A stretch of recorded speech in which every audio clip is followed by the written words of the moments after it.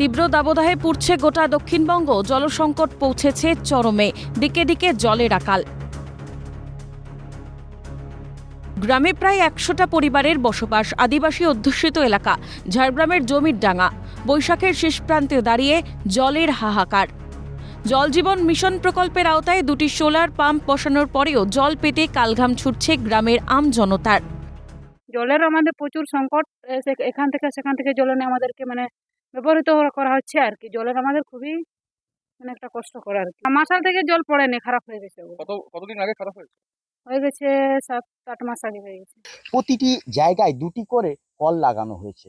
সেই কলে কিন্তু জল কখনো পড়ে না। গ্রীষ্মের দাবদাহে সাধারণ মানুষের মধ্যে আরো জলসংকট তীব্র দেখা মিলেছে। কবে এই জলসংকট মিটবে, এই সমস্যা কবে সমাধান হবে, তারই দিকে তাকিয়ে রয়েছেন এলাকার সাধারণ মানুষ। কুয়োর জল একেবারে শুকিয়ে কাঠ। একমাত্র ভরসা এলাকার আইসিডিএস সেন্টারের একটি হ্যান্ড পাম্প। সেটিও মাঝে মধ্যে এত মানুষের জলকষ্ট মেটাতে গিয়ে হিমশিম খাচ্ছে। তাতে মাঝে মধ্যেই মিলছে না পর্যাপ্ত জল। অগত্যা প্রায় 2 কিলোমিটার পথ হেঁটে গিয়ে জল নিয়ে ফিরতে হচ্ছে গ্রামের বাসিন্দাদের। একাধিক প্রশাসনিক দপ্তরে অভিযোগ জানিয়েও মেলেনি সমাধান। অবিলম্বে ভোট বয়কটের হুঁশিয়ারি স্থানীয়দের।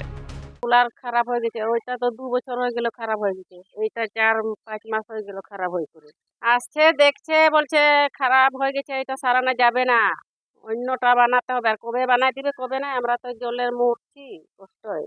আমাদের জলের প্রবলেম বলতে আমাদের জলই নেই। কতদিন ধরে? হয়ে গেল 6-8 মাস। তাহলে জল এখন কোথা থেকে নিয়ে আসছেন আপনারা?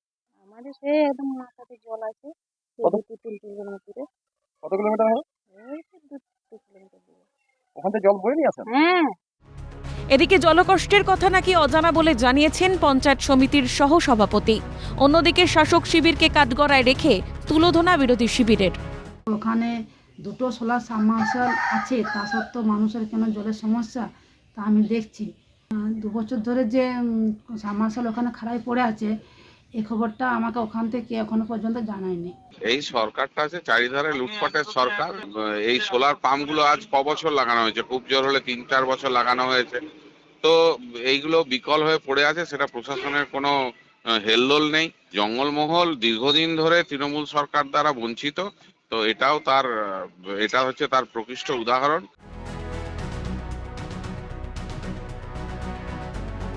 রাজ্য সরকারের আশ্বাস মতোই বাড়ি বাড়ি পৌঁছে গিয়েছিল জলের কল, কিন্তু 3 বছর পার করেও মেলেনি জল। জলসংকটের একই ছবি বাঁকুড়া 2 নম্বর ব্লকের শালবনীতে। 2 কিলোমিটার দূর থেকে জল এনে আকাল মেটাতে নাভিশ্বাস উঠছে গ্রামের বাসিন্দাদের। ক্ষোভে মঙ্গলবার বাঁকুড়া পুরুলিয়া রাজ্য সড়ক অবরোধ করে বিক্ষোভে সামিল হন শালবনীর মানুষ। প্ল্যাকার্ড হাতে হাঁড়ি কলসি নিয়ে জলের দাবিতে সরব হন তারা। আমাদের শালবনীতে কল আছে, জল নাই। আমরা জলের জন্য অতিষ্ঠ হয়ে গেছি। আমরা 1 ফোঁটা জলের জন্য এই রোডের সাইডে কল আছে, আর আমাদের কোথায় ঘর আপনারা দেখে আসবেন, চলুন। সেইখান থেকে জল নিয়ে বৃদ্ধ মহিলা কলসি নিয়ে জল নিতে আসছে। একটা 70-75 বছরের একটা বৃদ্ধ পুরুষও সাইকেল নিয়ে জল নিতে আসছে। তারা যদি 2টা-2:30টার সময় জল নিতে যেতে হাঁটফেল করে, তার দায়িত্বটা কে নেবে?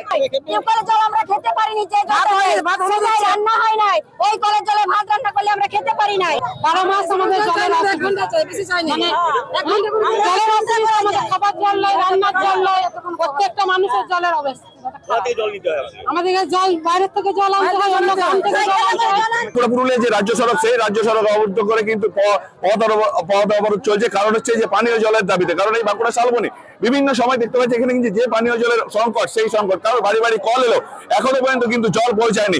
যে পানীয় জল, সেই পানীয় জলের সংকট মেটাতে হবে, নচেত কিন্তু তাদের এই পথ অবরোধ চলবে। কতক্ষণ চলবে তাও কিন্তু সুনির্দিষ্ট নয়। তারা কিন্তু বাধ্য হয়ে আজ কিন্তু দেওয়ালে পিঠ ঠেকতে পথ অবরোধ করতে হয়েছে। বিদেশ বেড়া ও স্বরূপ রায়ের রিপোর্ট, ক্যালকাটা নিউজ।